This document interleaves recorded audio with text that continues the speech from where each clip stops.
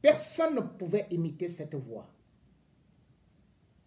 Un peu rocailleuse, un peu grave.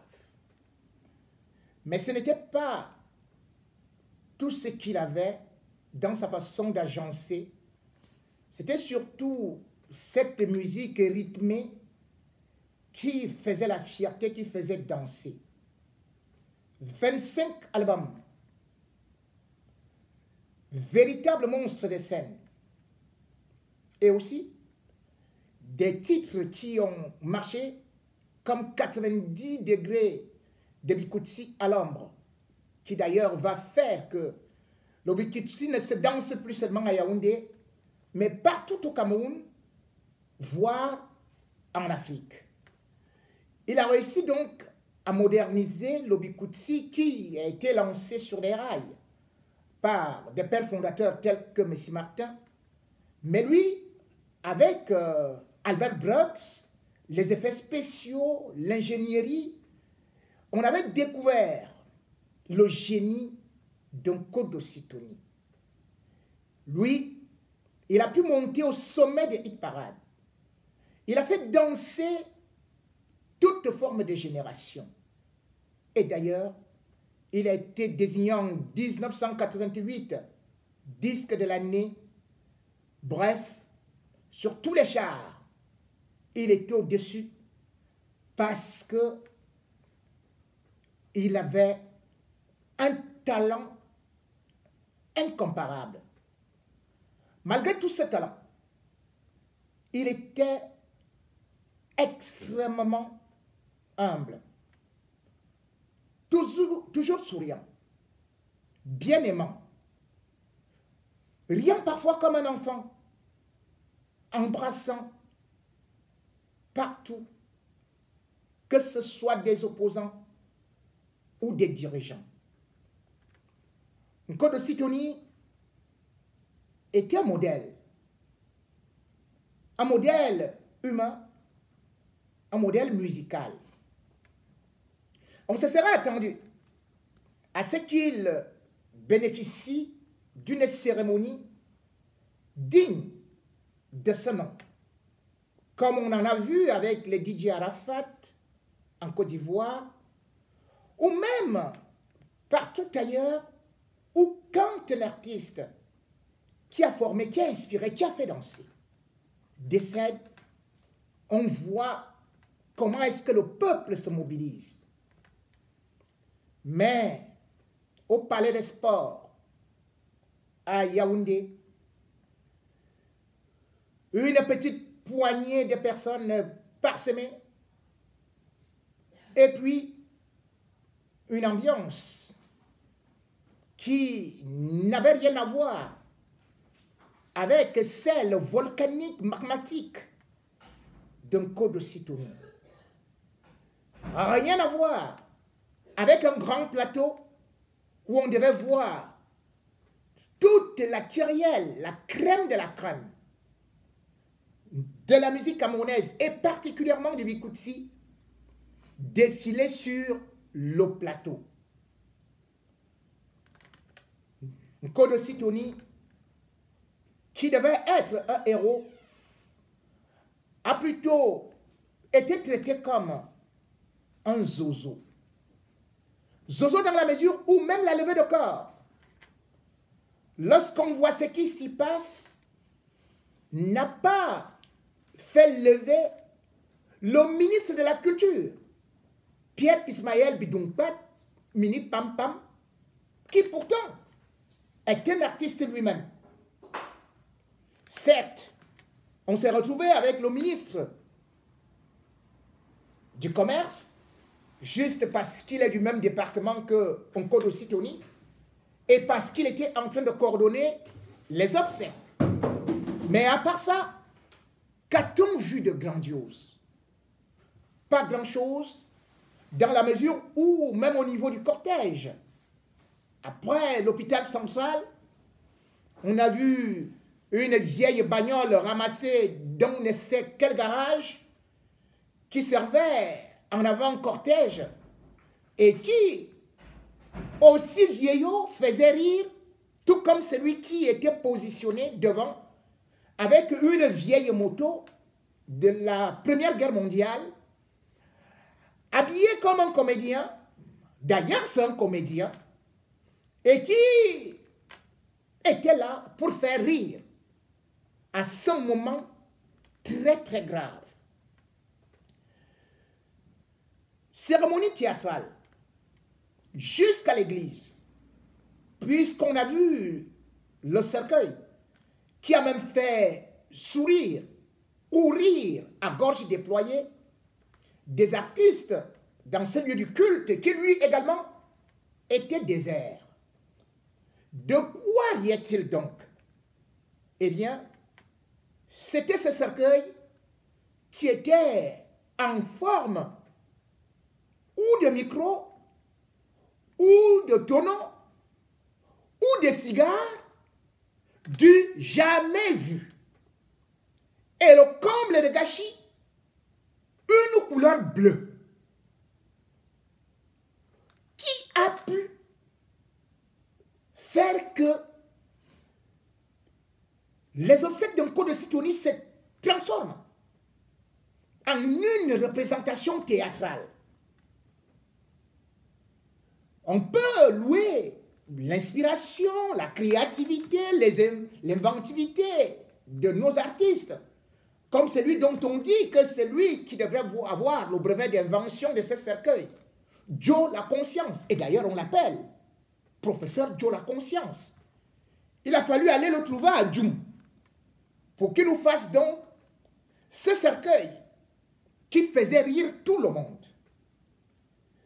Ce cercueil qui certainement à l'intérieur devrait diffuser des sons dissonants.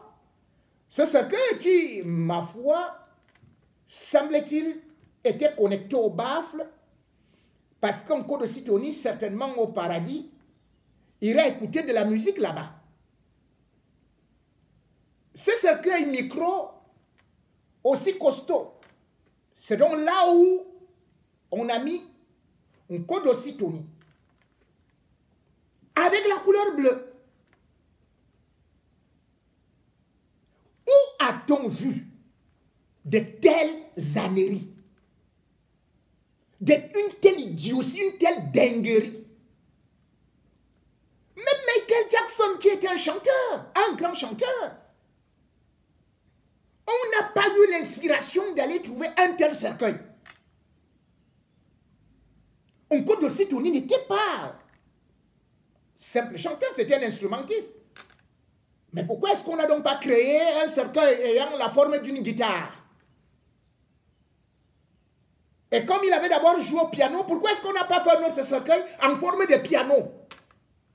Et comme il buvait de la bière, pourquoi est-ce qu'on n'a même pas fait un cercueil en forme de 33 Export ou de Beaufort? C'est là où ils sont forts. Pour détruire l'image d'un artiste. Tout le monde a vu les obsèques de Johnny Hallyday. Même Pépé Calais, même Jean-Michel Cancan, qui faisait rire le monde. On n'a pas eu l'inspiration de lui donner un tel cercueil humoristique, caustique, bizarroïde. Mais en code de Sidonie, on vient donner un tel cercueil. On a beau m'expliquer que non, c'est parce qu'il était un artiste, il fallait donc faire ça. Dans ce cas, lorsque Biya mourra, on va lui faire un cercueil en forme du palais de Toudi. Bon. Lorsque ma mère cultivatrice est morte, je n'ai pas eu l'inspiration de lui faire un cercueil en forme de roue. Et curieusement, lorsque Marc-Vivien Fouet est mort, il fallait bien lui faire un cercueil en forme de crampon. C'est tellement banal. La façon par laquelle on peut voir comment est-ce que les autorités camerounaises et même le monde artistique méprisent les leurs. Comment peut-on imaginer donc, lorsqu'on voit une telle image à l'extérieur, qu'on puisse nous prendre pour un pays sérieux?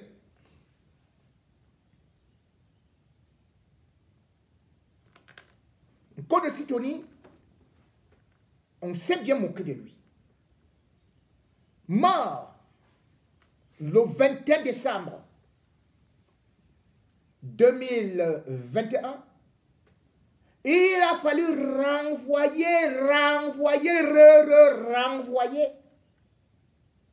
les cérémonies et on nous avait annoncé qu'il devait être enterré le 14 février 2022. Après la CAN, qui était beaucoup plus importante. Mais par la suite, on a encore renvoyé.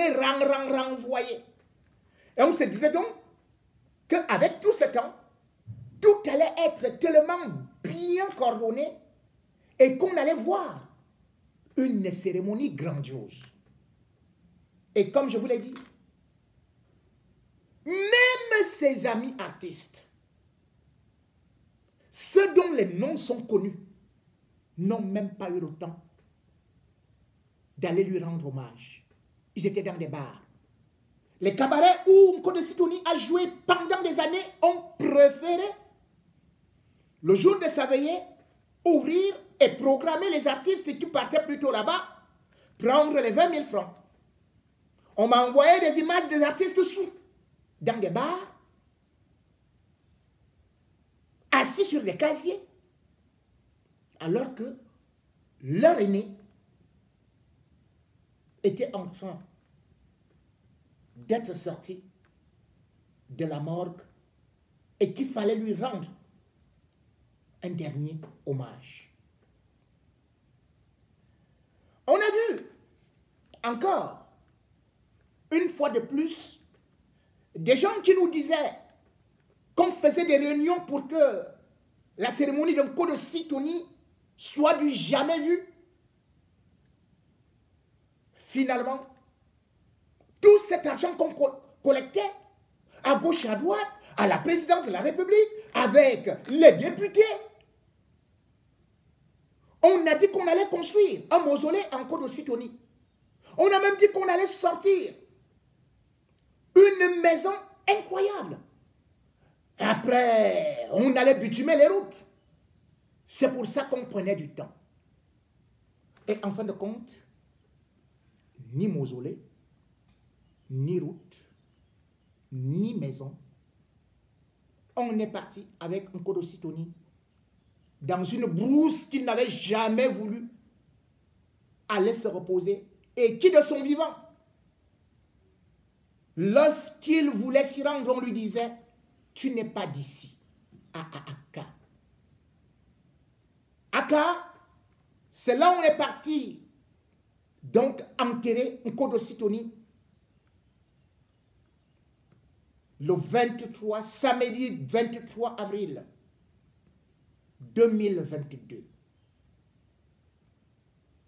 Un Code Sitoni avait dit à tous ses amis et à son épouse qu'il fallait honorer sa parole. L'enterrer au petit marché d'Odia, là où il avait construit avec son épouse.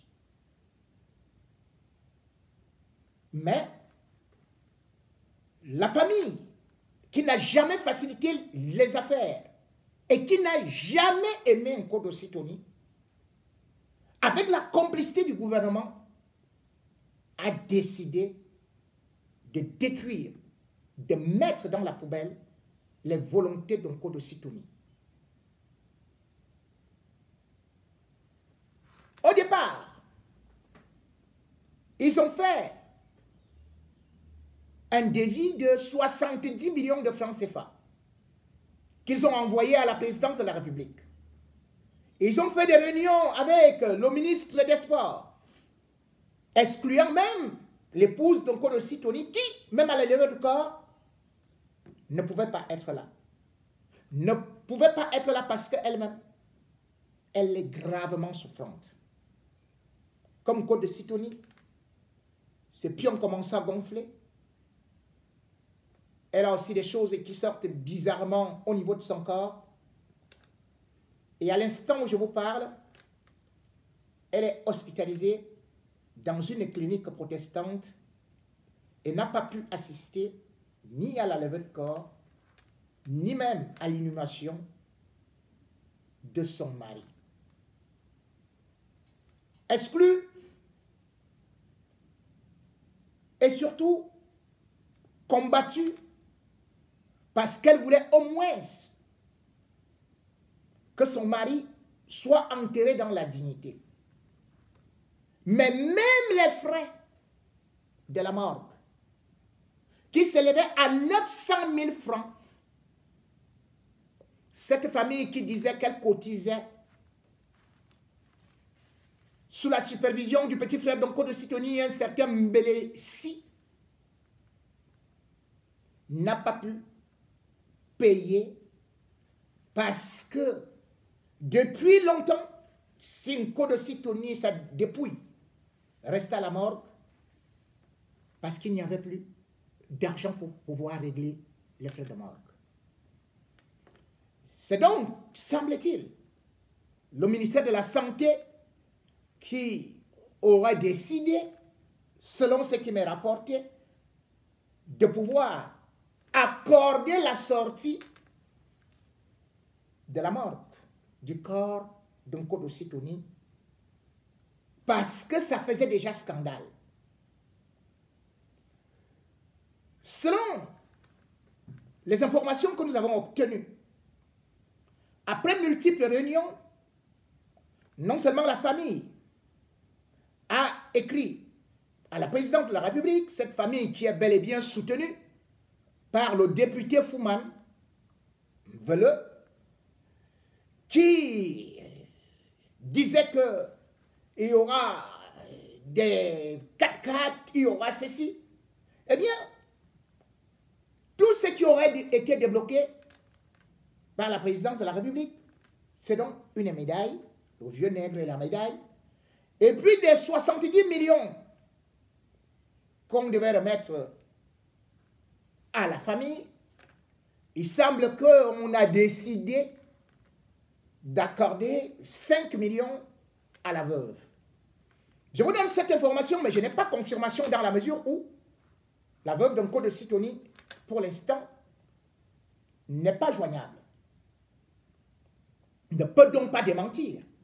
D'autant plus qu'on lui avait déjà attribué des sommes qui avaient été débloquées et pourtant, elle n'avait jamais touché à quoi que ce soit.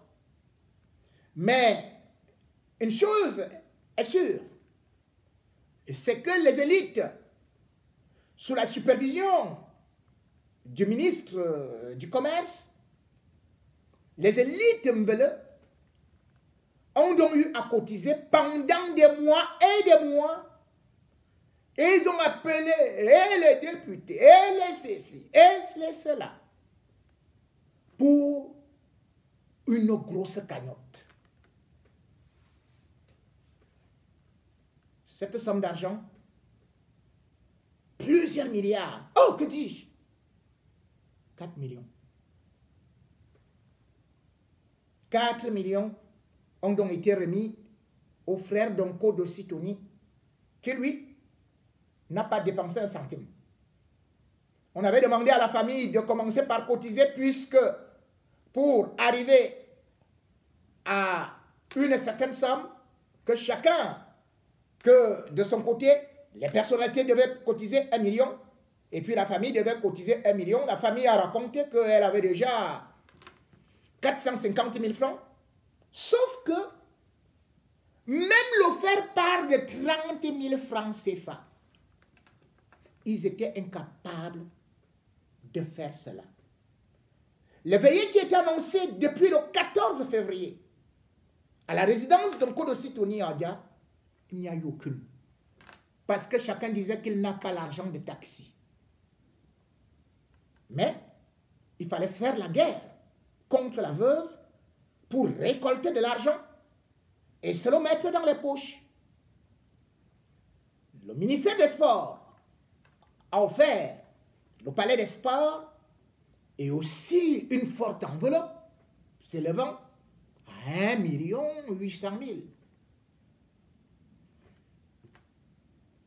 Cette somme d'argent, semble-t-il, a été utilisée pour louer l'orchestre. 1,8 million. Et en fin de compte, on se rend donc compte que tout le bruit qu'on faisait depuis des mois, c'était uniquement pour humilier Nkodo Sitoni. Comment comprendre que c'est rentrant de son dernier concert, le 6 novembre 2021 en Vomaka, qu'il a eu des malaises. Nkodo Sitoni est mort sans estomac, sans foie. Tout était en miettes, empoisonné. Pendant qu'il était à l'hôpital, toutes ces élites étant Betim Veleux, personne n'est parti lui rendre visite. Seule son épouse se battait. Il lui fallait juste 300 000 francs.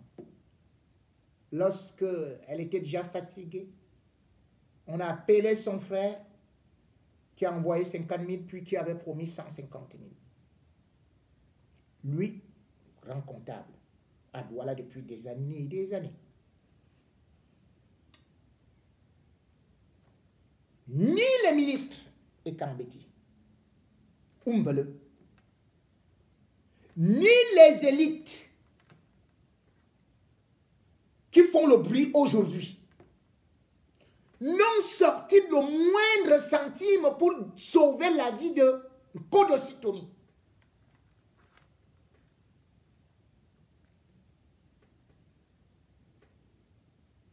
Et puis, il décide d'aller l'enterrer en brousse.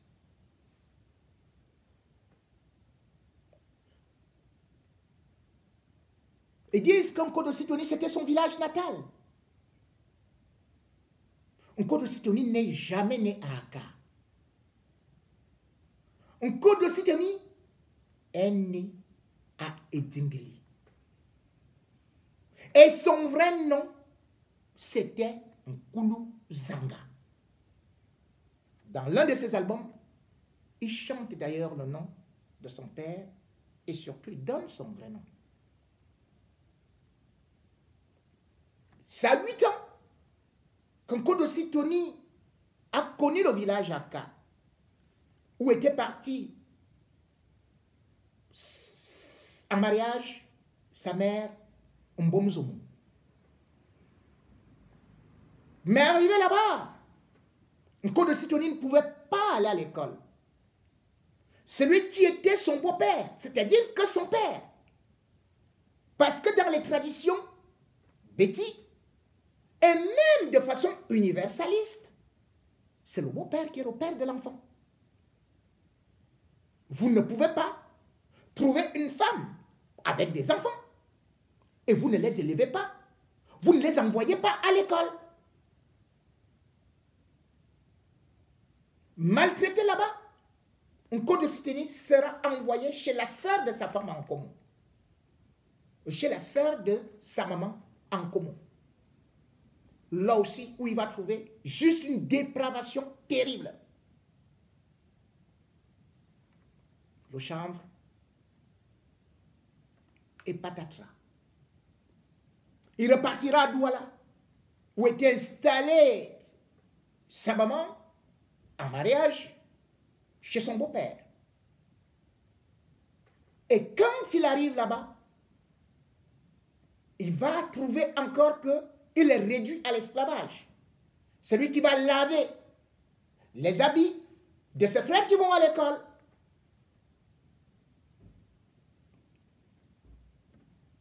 Ras-le-bol. il partira. C'est grâce à un oncle qu'on appelait Angoulou Mokoulou qu'il va apprendre à jouer à la guitare. Et c'est de là qu'il partira à Douala, au Nigeria. Nkodo Sitonii, c'était cette amertume de n'avoir jamais été aimé, de n'avoir pas été porté en cœur par ses propres parents. Et de surcroît de voir son histoire détournée. Puisque le nom Nkodo Sitobi lui est attribué par son beau-père,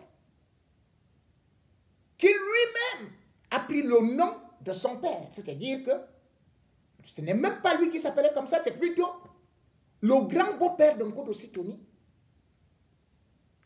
qui s'appelait comme ça.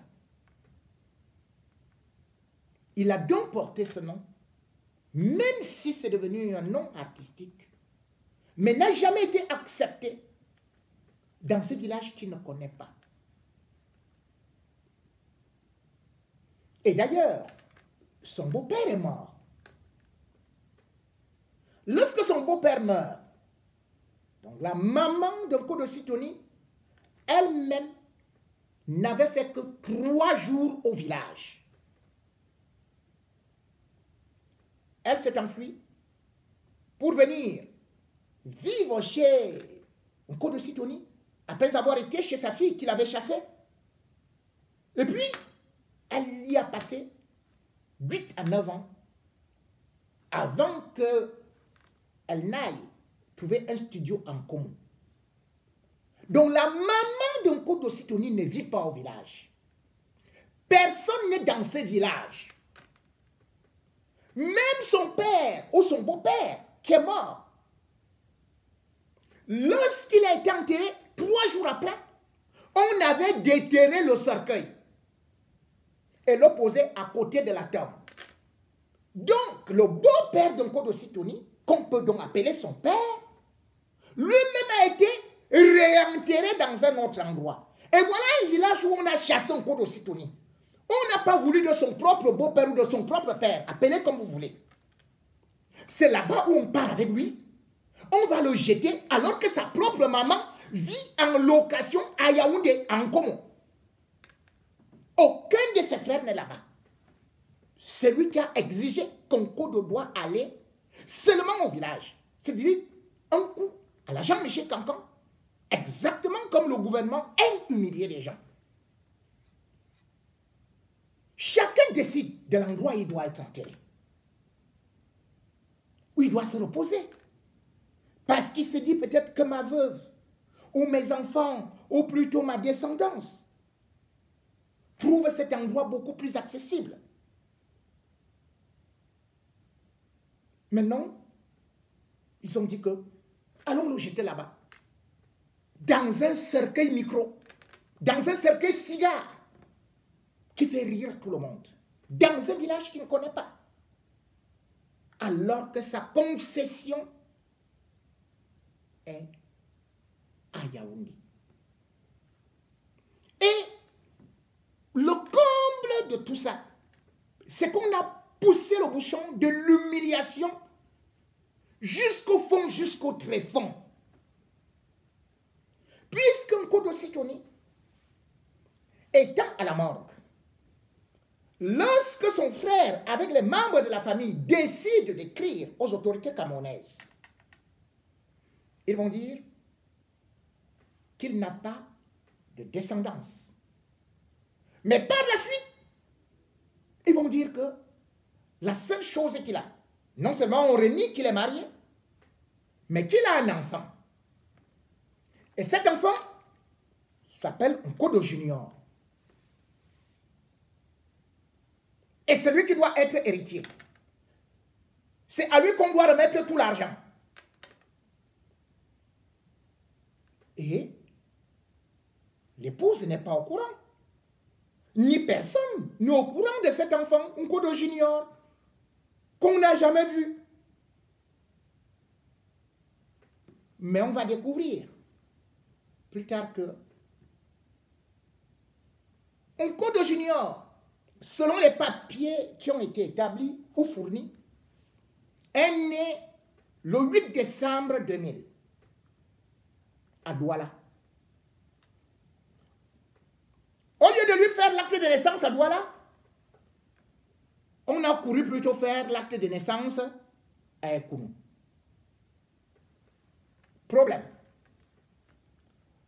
Nkodo Junior, que son petit frère présente maintenant comme étant le frère d'Nkodo Sitouni, qui devrait certainement aller prendre la maison de Odia, expulser la veuve. Son frère explique donc que cet enfant est né d'une relation avec une femme qui lui avait été présentée par Nkodo Sitouni. Et le frère dit, Sitouni m'avait dit que voici une petite avec qui je vais faire la vie. Nous avons donc essayé d'enquêter pour voir la vérité. Première des choses, comment se peut-il que une femme prenne une grossesse à Douala et on vient faire l'acte de naissance à Ekounou, au quartier où vivait Nkodo Sitouni? Ah, ça paraît très beau. Sauf que le problème, c'est que Nkodo Sitouni n'était pas au Cameroun.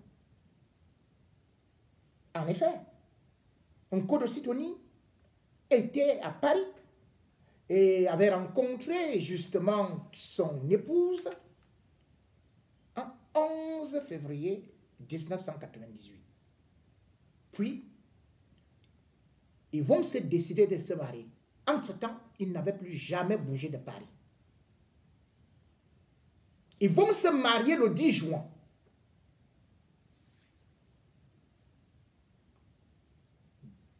Donc, imaginez donc que vous vous êtes mariés. Et quand en France,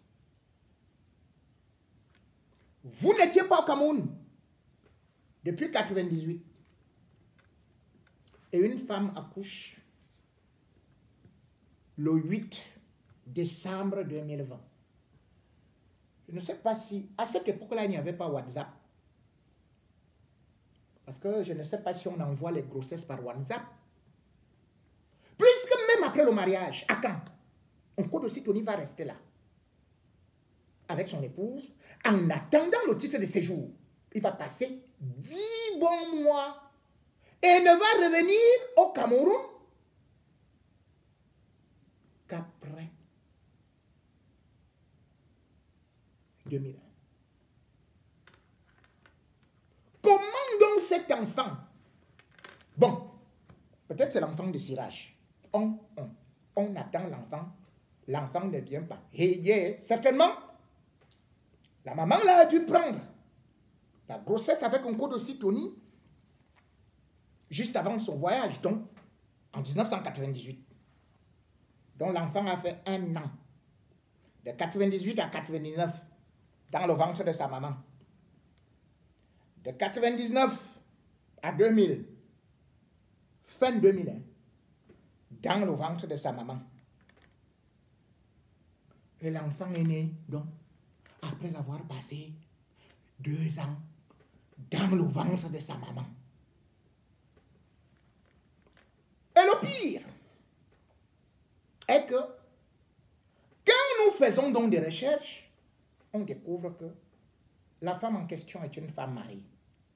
Papa. Donc, Nkodo Sitouni est parti prendre la femme mariée d'autrui. L'homme lui a dit, prends ma femme, tu mets la grossesse et après tu reconnais l'enfant. Mais franchement, vous avez vu ça où? Si tel est le cas, cet homme marié aurait dû répudier son épouse. Et non de conserver et l'épouse et l'enfant qui porte le nom de Sitouni et lequel l'enfant n'est jamais venu ni en France ni rien. Et même la femme de ce monsieur n'a jamais mis ses pieds en France. À quel moment est donc entrée la grossesse? Et pourquoi cet enfant n'apparaît subitement qu'au moment où un Nkodo est à la morgue? Quand on a commencé à parler de l'enfant d'un Nkodo, les gens ont commencé à rigoler. Que même, le gars à la morgue et fait des enfants. Comment ça s'est passé? Et puis quand on essaie donc d'enquêter, on se rend compte que même l'acte dont ils sont en train de parler, j'ai contacté les gens qui travaillent là-bas avec nous. Ils m'ont dit que ils savent quand même que pendant que Nkodo Sitoni était à la morgue, on lui a dit qu'il fallait reconnaître un enfant là. Donc un faux acte. Pendant qu'il est à la morgue, ils sont allés négocier, verser de l'argent pour faire un deuxième faux acte, puisque le premier acte d'un Nkodo Sitoni est faux. Le premier acte d'un Nkodo Sitoni vous dit qu'il est né en 1959. Or, Nkodo Sitoni est né en 1949 et s'appelait Nkulu Zanga. C'est ça qui est vrai. Mais ils ont déformé. Nkodo Sitoni a porté ça parce qu'il n'aimait jamais contrarier les gens. Maintenant donc, que le faux est découvert, et que la veuve dit, mais à quel moment mon épouse a eu cet enfant? C'est le député Fouman qui dit, en tout cas c'est comme ça que nous on fonctionne au Cameroun. Hein. Donc, on peut t'attribuer n'importe quel enfant, dès que tu es déjà mort, et tu dois le reconnaître, et il devient ton héritier.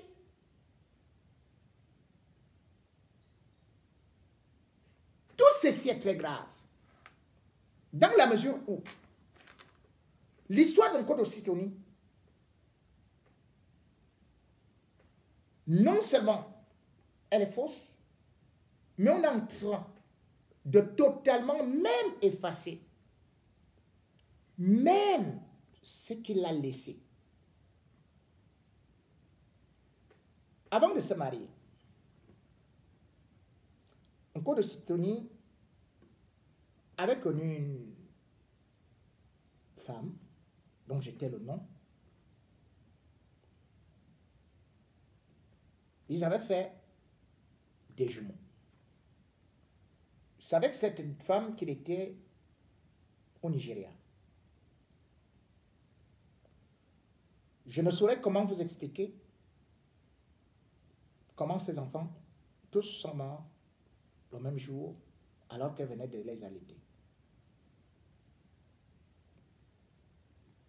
Puis il a fait une fille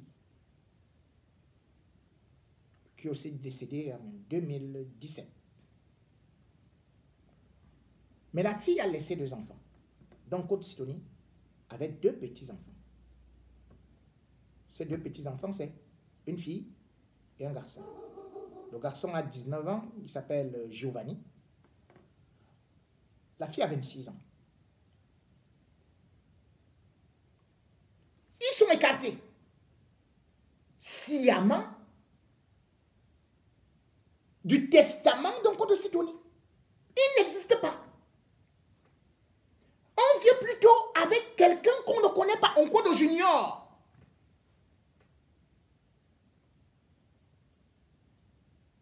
Parce qu'il est déjà mort. Donc on vient le tuer pour la 2e fois. En allant l'enterrer dans un fût où c'est en aluminium, où c'est en fer, un machin rond, où c'est ovale, où c'est...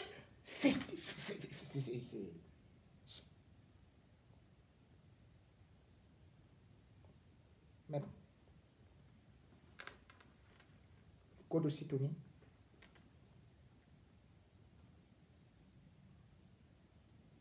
le seul problème que tu as eu dans la vie, c'est d'avoir uni les Camerounais. Tu n'étais pas un opposant, tu n'étais pas du gouvernement. Tu as joué au spectacle, ou plutôt au meeting de Maurice Kamto, tu n'es pas allé faire un meeting. On a voulu à vie. On a attenté à ta vie. On t'a humilié à vie. Mais tu vis dans nos cœurs. Tu resteras comme le moteur du Bikutsi, un grand acteur de la culture, même si beaucoup de grands artistes n'ont pas eu à te rendre hommage, le peuple camerounais, à travers tes mélodies,